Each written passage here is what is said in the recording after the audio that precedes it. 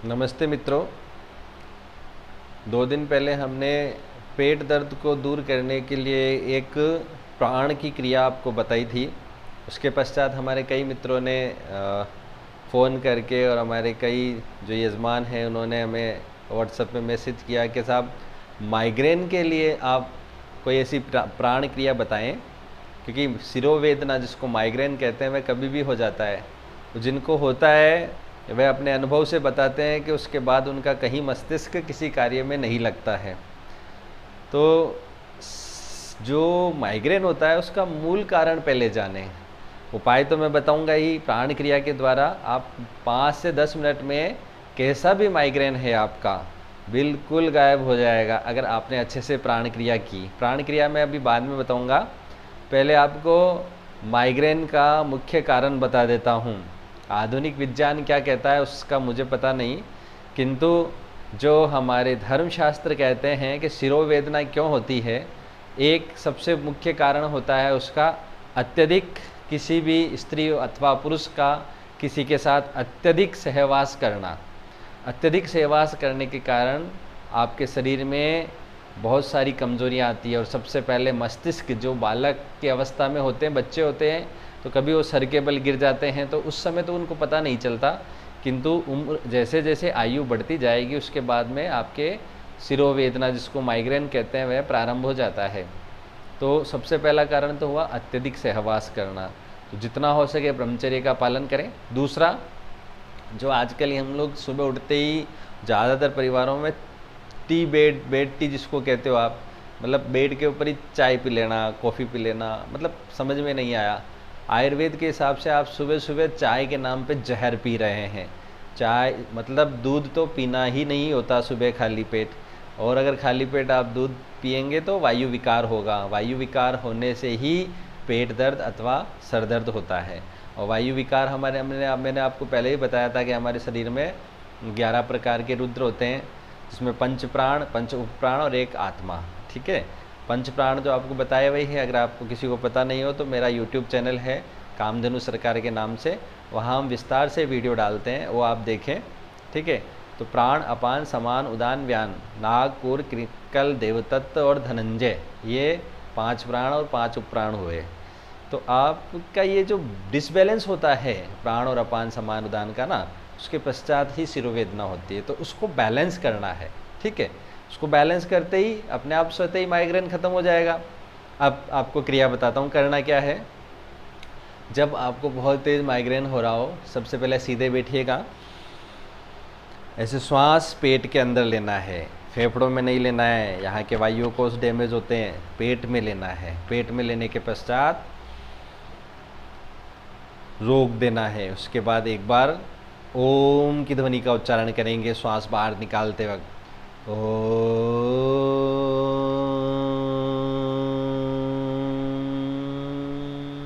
उसके बाद क्या करना है, जैसे आपको पहले एक नासिका को बंद करना है और दूसरी वाली नासिका जो है उससे आपको वायु ग्रहण करनी है। ठीक है, ऐसे करेंगे।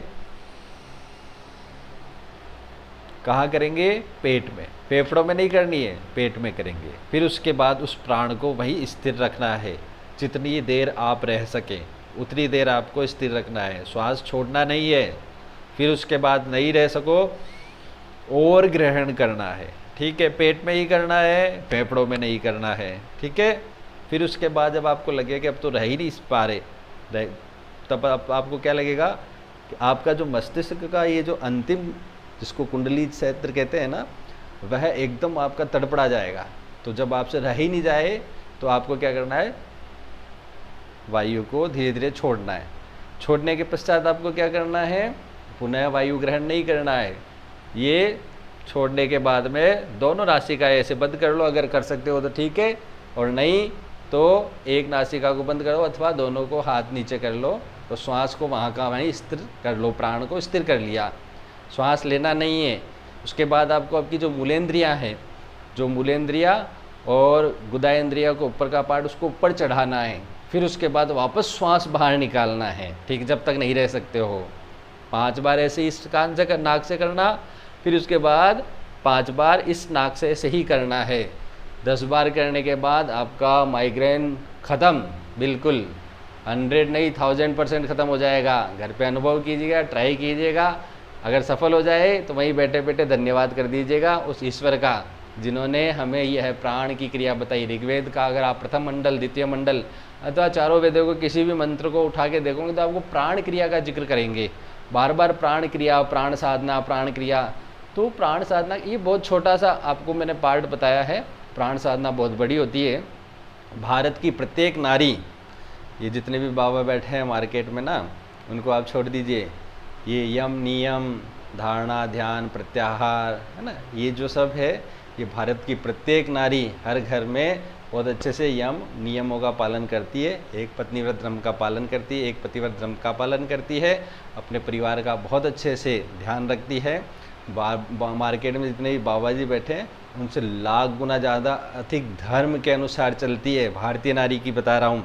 आधुनिक टिकटॉक वाली नारियों की नहीं कह रहा, जो भारतीय नारी हैं वह सारी देवी स्वरूपा हैं। और वह चाहें तो कुंडली तो सबकी जागृत है ही, जो धर्म पे स्थिर है उनकी जागृत है, और जो धर्म पे स्थिर न है उनकी तो कुछ भी जागृत ना है।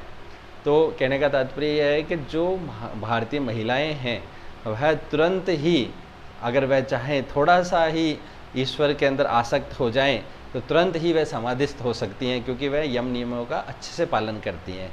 और जिसको हम कहते हैं आसन, एक आसन में बैठ के कई घंटों तक बहुत अच्छे से बातें कर लेती है, ये स्त्रीत्व गुण है, स्त्रियों का गुण है। तो आसन में बैठना भी आता है। अच्छा, जिस पे ध्यान केंद्रित कर दिया, चाहे प्रभु पे चाहे पति पे, तो पूरा ध्यान केंद्रित करती है अच्छे से। तो आप समझिए कि स्त्री अगर चाहे तो वह किसी भी प्रकार से धर्म की जो सबसे अच्छी व्याख्या, जिसको समाधिस्थ होना बताया गया, उसको प्राप्त कर सकती है। और भारतीय नारियाँ जो है वे देवी स्वरूपा है, इसलिए दूसरे कहीं बाबाओं के सामने हाथ जोड़ के आशीर्वाद लेने से अच्छा है अपने घर में बैठी जो देवियाँ हैं, उनसे, माता हैं, उनसे, बहन है बड़ी, तो उनसे आशीर्वाद लेवें। और उनका दिया हुआ आशीर्वाद, अगर आपकी माँ ने आपको हाथ रख के आशीर्वाद दे दिया, अगर आप किसी कार्य को करना चाहते हैं और अगर आपकी माता ने आपको आशीर्वाद दे दिया सर पे हाथ रख के ना, तो विश्व की कोई शक्ति आपके किसी कार्य को करने से नहीं रोक सकती। अतः माता सबसे बड़ी गुरु होती है, माता ही सबसे बड़ी गुरु होती है।